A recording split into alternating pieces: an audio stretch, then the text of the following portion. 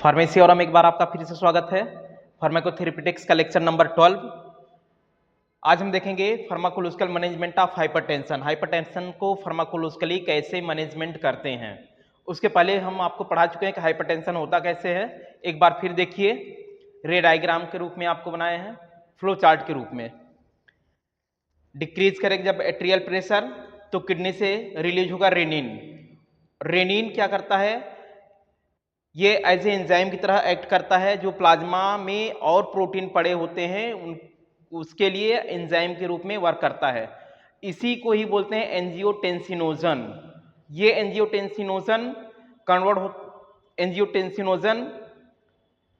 Convert होता है angiotensin first में, किसके प्रेजेंस में, रेनिन के प्रेजेंस में। ठीक, फिर क्या होता है, ये एंजियोटेंसिन फर्स्ट यह कन्वर्ट होता है एंजियोटेंसिन सेकंड में, किसके प्रेजेंस में, ACE, एंजियोटेंसिन कन्वर्टिंग एंजाइम। ठीक, अब जब एंजियोटेंसिन सेकंड हो जाता है तब क्या करता है, यह दो प्रिंसिपल इसके बताए थे आपको। एक वैसोकॉन्स्ट्रिक्शन, बॉडी में जहां भी ब्लड वेसल्स होता है उसको कॉन्स्ट्रिक्ट करने का काम करेगा, और दूसरा क्या करता है, यह साल्ट और वाटर के एक्सक्रीशन को डिक्रीज करने का काम करता है। ठीक, और क्या होगा, increase sympathetic nervous system activity. Angiotensin second जैसे बना, एंजियोटेंसिन फर्स्ट एंजियोटेंसिन सेकंड में जैसे ही कन्वर्ट हुआ तो क्या होता है, सिंपैथेटिक नर्वस सिस्टम की एक्टिविटी बढ़ जाती है। जब इसकी सिंपैथेटिक नर्वस सिस्टम की एक्टिविटी बढ़ जाएगी तो ब्लड प्रेशर बढ़ जाएगा, और जब ब्लड प्रेशर बढ़ जाएगा तो वही होता है हाइपरटेंशन। अब देखिए फार्माकोलॉजिकल मैनेजमेंट कैसे करते हैं। ये देख रहे हैं आप रेनिन।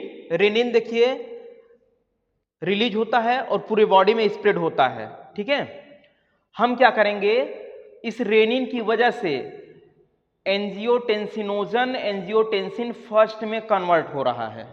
ठीक, और जब ये फर्स्ट में कन्वर्ट होगा तो फिर सेकंड में कन्वर्ट होगा। सेकंड में कन्वर्ट होने के बाद यह ब्लड प्रेशर को इंक्रीज करने का काम करता है।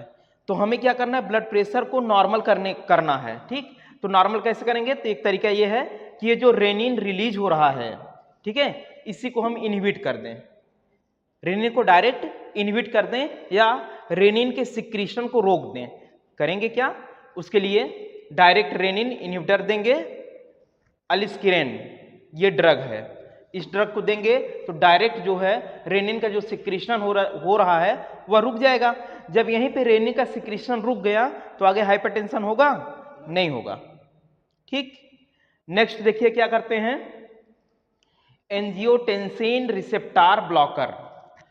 ये जो एंजियोटेंसिन है, ठीक, ये कन्वर्ट होगा एंजियोटेंसिन सेकंड में। अब जब कन्वर्ट होगा तो किसी रिसेप्टर पे जाके बाइंड करेगा, अपने रिसेप्टर पे जाके बाइंड करेगा, जिसको बोलते हैं एंजियोटेंसिन रिसेप्टर। ठीक है, अब इसी रिसेप्टर को हम क्या कर दें, ब्लॉक कर दें। इट मींस ब्लॉक करने का मतलब है इस एंजियोटेंसिन को उस रिसेप्टर पे, अपने रिसेप्टर पे बाइंड न होने दें।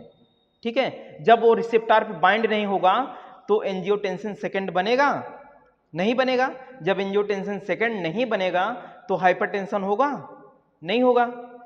अब देखिए कौन कौन से इसके एग्जाम्पल हैं एंजियोटेंसिन रिसेप्टर ब्लॉकर। बात समझ लीजिएगा कि एंजियोटेंसिन जिस रिसेप्टर पे बाइंड होता है उसको कहते हैं एंजियोटेंसिन रिसेप्टर।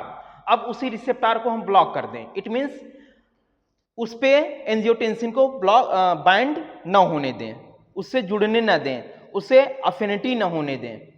उसके लिए ड्रग देते हैं लोसार्टेन, टेलमिसार्टेन और वॉल्सर्टेन। ये ड्रग के नाम है। फार्माकोलॉजिकल मैनेजमेंट में आपको ड्रग का नाम देना पड़ेगा। जब तक आप ड्रग का नाम नहीं देंगे तब तक वो फार्माकोलॉजिकल मैनेजमेंट नहीं कहलाएगा। एक हम रेनिन को इनहिबिट करके हाइपरटेंशन को रोक दिए।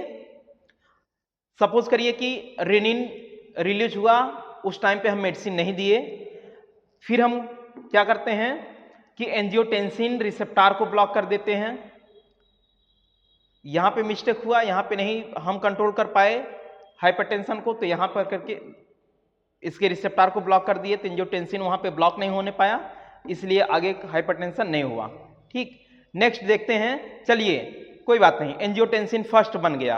अब हम क्या करेंगे, एंजियोटेंसिन फर्स्ट को एंजियोटेंसिन सेकंड में कन्वर्ट ना होने दें। किसकी वजह से कन्वर्ट हो रहा है, एंजियोटेंसिन कन्वर्टिंग एंजाइम। अब हम इसी एंजाइम को ही रोक दें, जब एंजाइम सिक्रीट नहीं होगा, एंजाइम निकलेगा नहीं, तो यह एंजियोटेंसिन फर्स्ट एंजियोटेंसिन सेकंड में कन्वर्ट नहीं होगा। ठीक, अब इसके लिए क्या करते हैं, हम देते हैं एंजियोटेंसिन कन्वर्टिंग एंजाइम इनहिबिटर। ऐसा ड्रग दें जो वह एंजियोटेंसिन कन्वर्टिंग एंजाइम को इनहिबिट कर दे, डिस्ट्रॉय कर दे, इनएक्टिव कर दे। अब उसके लिए ड्रग देखिए, एग्जांपल है इसका एंजियोटेंसिन कन्वर्टिंग एंजाइम इनहिबिटर का एग्जांपल है इनालाप्रिल, कैप्टोप्रिल, रामिप्रिल और लिसनोप्रिल। जहां पे प्रिल शब्द आए, लास्ट में प्रिल लगे, तो आप समझ जाइएगा वह है एंजियोटेंसिन कन्वर्टिंग इनहिबिटर। ठीक है, कोई बात नहीं है।